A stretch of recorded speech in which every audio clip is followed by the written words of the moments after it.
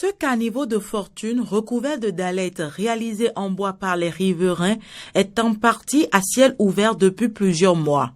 Du coup, les habitants de Savy n'ont eu d'autre choix que d'implanter au milieu de ce trou béant ce bois autour duquel est attaché un vêtement de couleur rose.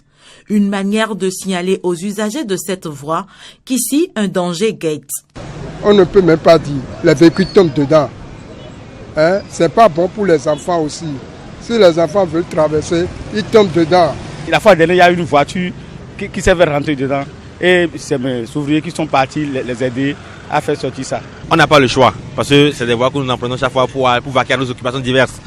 Et si les autorités ne disent rien, bon, on n'a qu'à les exhorter à nous aider. Mais franchement, c'est pas du tout bon. Dans cette zone de Godomain, la même situation d'inconfort créée par les caniveaux. De Savy jusqu'à Dekungbe, en passant par la voie pavée, située non loin de la voie ferroviaire, les caniveaux curés plusieurs semaines avant le début de cette nouvelle grande saison pluvieuse sont laissés ouverts par endroits ou refermés avec des dallettes déjà cassées.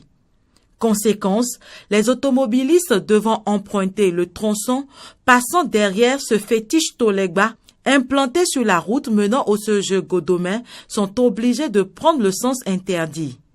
À Fignonou, les poids lourds qui s'efforcent de passer près des caniveaux ouverts s'enlisent dans les trous et créent ainsi un embouteillage monstre sur une voie déjà trop étroite. Voilà, depuis des années que nous vivons ce martyre-là. Il y a des caniveaux qui sont curés, mais il y a aussi des caniveaux qui sont endommagés. Et les trous sont restés ouverts et puis bon, parfois des camions tombent dedans, des petits véhicules tombent aussi dedans. Et voilà, mais ils viennent de barrer la voie et la circulation est impraticable puisque c'est une voie empruntée par beaucoup de gens. Toute la population prend part ici souvent parce que c'est la partie pavée de la zone.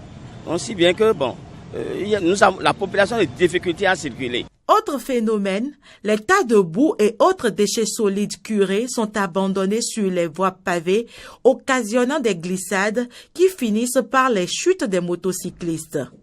Par ailleurs, quelques nouvelles dallettes réalisées par la mairie depuis plusieurs semaines sont également abandonnées par les prestataires au bord des rues, empêchant la libre circulation des piétons. J'aurais souhaité que la mairie qui a initié ces travaux puisse suivre les travaux afin que ceux qui exécutent les travaux puissent rapidement et promptement, de façon méthodique, finir ces choses-là pour permettre la libre circulation des populations. Je souhaite que la mairie fasse diligence et qu'il y ait réellement un suivi pour les travaux initiés.